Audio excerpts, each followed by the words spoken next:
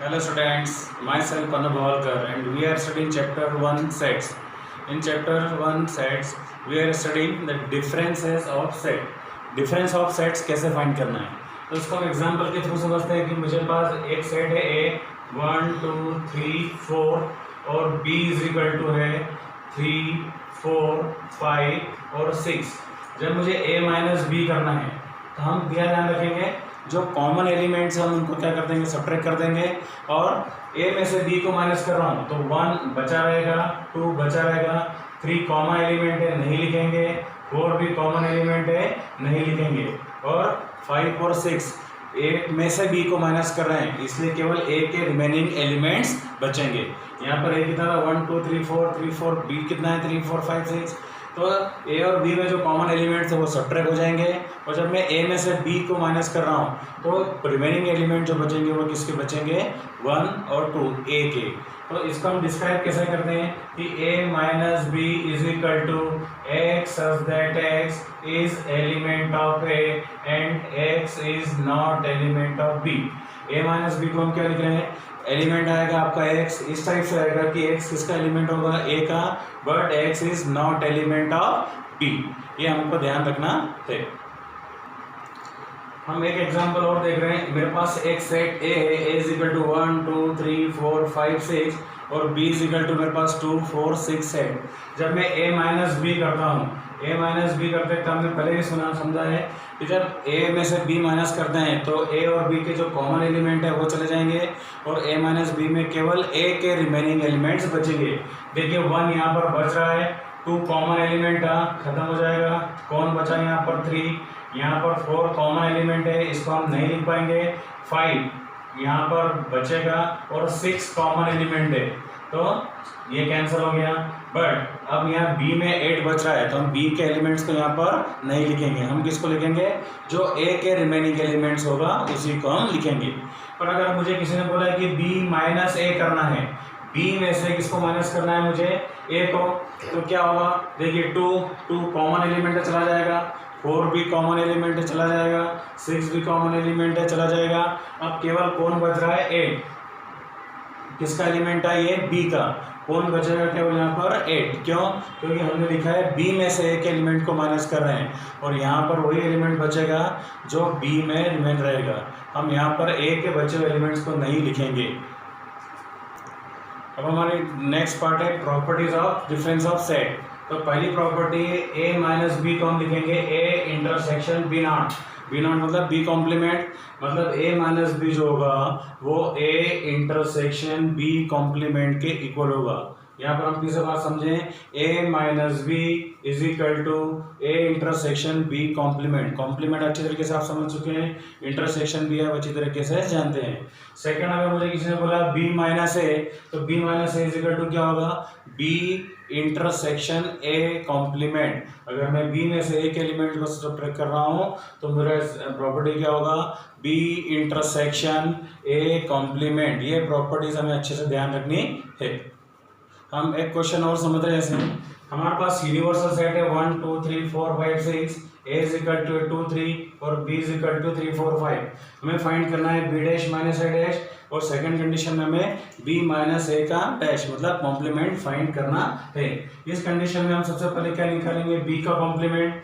b का complement निकालने के लिए हम कैसे कंपेयर करते हैं, यूनिवर्सल सेट से। अब मेरे पास 1 भी नहीं है, 2 भी नहीं है, 3 4 5, तो यहाँ पर क्या बच जाएगा 6। आप कॉम्प्लीमेंट निकालना जानते हैं, b के एलिमेंट यहाँ पर नहीं आएंगे और किसके एलिमेंट आएंगे, जो यूनिवर्सल सेट में बचेंगे। अब मैं इसके बाद क्या निकाल रहा हूँ, a डैश मतलब a का कॉम्प्लीमेंट। a का कॉम्प्लीमेंट कैसे निकलेगा, 2 और 3 को छोड़ के सारे एलिमेंट यहाँ पर आ जाएंगे। अब मुझे क्या फाइंड करना है, b dash minus a dash. b dash minus a dash में क्या होगा, b कॉम्प्लीमेंट में से हम a कॉम्प्लीमेंट को क्या करेंगे, सब्ट्रैक्ट करेंगे। अब b में 1 है, a में भी 1, b डैश में भी 1 है और a डैश में भी 1 है, तो हम 1 यहाँ नहीं लिख पाएंगे, 2 आएगा, 6 और 6 दोनों कॉमन है, तो क्या होगा ये b डैश मतलब b complement minus a complement is equal to कितना आ जाएगा, 2। अब सेकंड क्वेश्चन हम देख रहे हैं b माइनस a का कॉम्प्लीमेंट। तो सबसे पहले मुझे b माइनस a करना पड़ेगा, बी माइनस ए करने के लिए हम क्या करेंगे, बी में से एक एलिमेंट को सब्ट्रैक्ट करना है। देखिए 3 यहाँ पर है और 3 यहाँ पर भी, तो यहाँ पर 3 नहीं आएगा।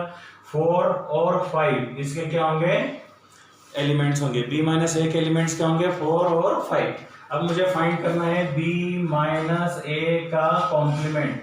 मुझे क्या फाइंड करना है, बी माइनस ए का कॉम्प्लीमेंट। अब बी के माइनस ए कितना बचा था मेरे पास, 4 5, और कॉम्प्लीमेंट निकालने के लिए मुझे किसको देखना पड़ेगा, यूनिवर्सल सेट को। तो 4 5 को छोड़ के सारे एलिमेंट्स आ जाएंगे, मीन्स 1 2 3 6। ये आपका फाइंड हो जाएगा बी माइनस ए का whole dash is equal to 1 2 3 and 6। ये आपको ध्यान रखना है, इसी के बेस पर आपको सारे क्वेश्चंस करने की कोशिश करना है। हेलो, अब हम हमारा नया टॉपिक स्टार्ट कर रहे हैं, वेन डायग्राम। वेन नाम के मैथमेटिशियन ने इस कॉन्सेप्ट को दिया था, इसलिए इसके नाम पर इसको वेन डायग्राम बोला जाता है। वेन डायग्राम से सेट के प्रॉब्लम्स को सॉल्व करने में थोड़ी सी आसानी होती है। जब भी हम वेन डायग्राम बनाते हैं तो हमें दो चीज़ों का ध्यान रखना है, एक रेक्टेंगल और एक सर्कुलर पार्ट। अब रेक्टेंगल किसके लिए यूज होता है और सर्कुलर पार्ट किसके लिए यूज होता है। जो रेक्टेंगुलर पार्ट है वो यूनिवर्सल सेट को रिप्रेजेंट करता है। यूनिवर्सल सेट को कौन रिप्रेजेंट करेगा, रेक्टेंगल पार्ट। और जो सबसेट्स होते हैं, कौन होते हैं, सबसेट्स। तो सबसेट्स को हम क्या करेंगे, सर्कल से रिप्रेजेंट करेंगे। वेन डायग्राम में हम यूनिवर्सल सेट को रेक्टेंगल से और सर्कल से सबसेट्स को रिप्रेजेंट करेंगे। अब कुछ क्वेश्चंस, कुछ टाइप देख रहे हैं वेन डायग्राम के। सबसे पहले हमें बोला गया है कि ए यूनियन बी को आप वेन डायग्राम से रिप्रेजेंट करो। ए यूनियन बी मतलब हमने देखा था ए और बी के एलिमेंट्स को हम क्या करते हैं, कंबाइन करके लिखते हैं। तो सबसे पहले मुझे बनाना पड़ेगा एक रेक्टेंगुलर पार्ट बनाया मैंने, और इसको मैंने क्या लिख दिया यहाँ पर, यूनिवर्सल सेट। अब ए और बी दो सेट हैं, तो उनको मैंने क्या करा, सर्कुलर पार्ट बनाया ए, और ये रहा पार्ट बी। हमको मालूम है कि ए और बी के एलिमेंट्स को हमको कंबाइन करके लिखना है। हम जिसको रिप्रेजेंट करेंगे उसको शेडेड करना है। ए यूनियन बी मतलब ए और बी के सारे एलिमेंट्स आ जाएंगे, तो मैं ए और बी के एलिमेंट्स को क्या करता हूँ, शेडेड कर देता हूँ। तो आपने किसको रिप्रेजेंट कर दिया है, ए यूनियन बी को वेन डायग्राम के थ्रू रिप्रेजेंट किया है। अब सेकेंड में ए इंटरसेक्शन बी को रिप्रेजेंट करना चाहता हूँ। ए इंटरसेक्शन बी को रिप्रेजेंट करना है मतलब, फिर से ध्यान समझे हम कि जो इंटरसेक्शन पार्ट होता है, तो इंटरसेक्शन पार्ट में हम क्या करते हैं, केवल कॉमन एलिमेंट्स को लिखते हैं। तो हमने ये बनाया रेक्टेंगल, उसके बाद हमने दोनों सबसेट्स लिए, इसको नाम दिया ए, इसको नाम दिया बी, और दोनों के कॉमन पार्ट कौन सा आ रहा है, इसको हमने क्या कर दिया, शेड। तो ये पार्ट हो जाएगा आपका ए इंटरसेक्शन बी। हमने पहले क्या देखा, ए यूनियन बी में हमने क्या करा, ए और बी के एलिमेंट्स को कंबाइन करके लिखा था, मतलब ए और बी के दोनों कॉमन एलिमेंट्स सब आ जाएंगे, तो इसको हम पूरे को क्या करते हैं, शेडेड। अब ए इंटरसेक्शन बी में केवल कॉमन पार्ट लिखते हैं, तो जो कॉमन पार्ट कौन सा, ये वाला पार्ट, इसको हमने क्या कर दिया है, शेडेड। तो ये हो गया आपका ए इंटरसेक्शन बी। अब हमारा नेक्स्ट डायग्राम है ए कॉम्प्लीमेंट। ए कॉम्प्लीमेंट में हम क्या रखेंगे, सेट के मेरे पास एक ही है ए, और ए कॉम्प्लीमेंट में हम क्या करते हैं, उसमें एक एलिमेंट्स नहीं आते हैं और यूनिवर्सल सेट के सारे एलिमेंट्स आते हैं। इसका मतलब ए को छोड़ के मुझे सारे पार्ट्स को क्या कर देना है, शेडेड कर देना है। तो ये आपका पार्ट हो जाएगा किसका, ए कॉम्प्लीमेंट को हमने रिप्रेजेंट कर दिया है किसके थ्रू, वेन डायग्राम के थ्रू। फिर second third part, next part आएगा आपका ए माइनस बी। तो ए माइनस बी को रिप्रेजेंट करने के लिए फिर से मुझे कितने सेट चाहिए, दो सेट चाहिए। मैंने इसको यूनिवर्सल सेट लिखा, ये रहा आपका पार्ट ए, ये रहा आपका पार्ट बी। तो ए और बी हम जब भी ध्यान रखते हैं कि ए के ही एलिमेंट बचते हैं, तो हम क्या करेंगे, शेडिंग किसको करेंगे, जो ए का पार्ट है, और कॉमन पार्ट को भी हम क्या करेंगे, शेडिंग नहीं करेंगे। क्यों शेड नहीं करेंगे, क्योंकि कॉमन पार्ट को हम क्या करते हैं, सबट्रैक्ट कर देते हैं, और बी के एलिमेंट्स को हम नहीं लिखते हैं। इसका मतलब ये क्या हो जाएगा, ए माइनस बी का रिप्रेजेंटेशन हो जाएगा किसके थ्रू, वेन डायग्राम के थ्रू। नेक्स्ट पार्ट है हमारा ए यूनियन बी का whole dash. A union B का होल डैश बनाने के लिए हम क्या करेंगे, ए और बी का यूनियन और उसका कॉम्प्लीमेंट। ए और बी में हम क्या करते थे, जब ए और यूनियन बी निकाला था तो दोनों को हमने क्या करा था, शेडेड कर दिया था। तो कॉम्प्लीमेंट में इन दोनों को छोड़ के पूरा पार्ट क्या हो जाएगा आपका, शेडिंग हो जाएगा। मतलब ये वाला पार्ट क्या आ जाएगा आपका, ए यूनियन बी का होल डैश, और ये पार्ट आपका क्या है, यूनिवर्सल सेट। अब नेक्स्ट आपके लिए पास है ए इंटरसेक्शन बी का कॉम्प्लीमेंट। ए इंटरसेक्शन बी का कॉम्प्लीमेंट कैसे बनाया था आपने, केवल इतने पार्ट को शेडिंग किया था, तो हम इतने इसको छोड़ के बाकी पूरे को क्या कर देंगे, शेडिंग कर देंगे।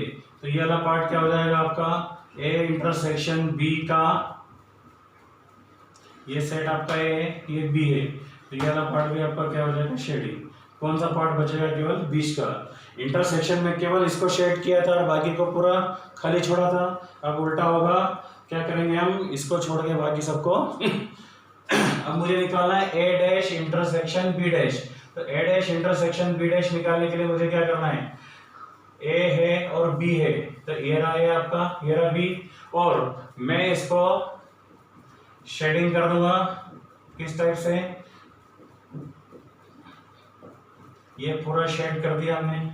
तो ये और ये दोनों तो आपस में इक्वल है, हो सकता है क्या, कैसे होगा, हमने पढ़ा हुआ है ए यूनियन बी का whole dash is equal to A dash intersection B dash. Complement law में जब हमने डी मॉर्गन्स लॉ पढ़ा था तब क्या था, ए यूनियन बी का होल डैश किसके इक्वल होता है, ए डैश इंटरसेक्शन बी डैश के।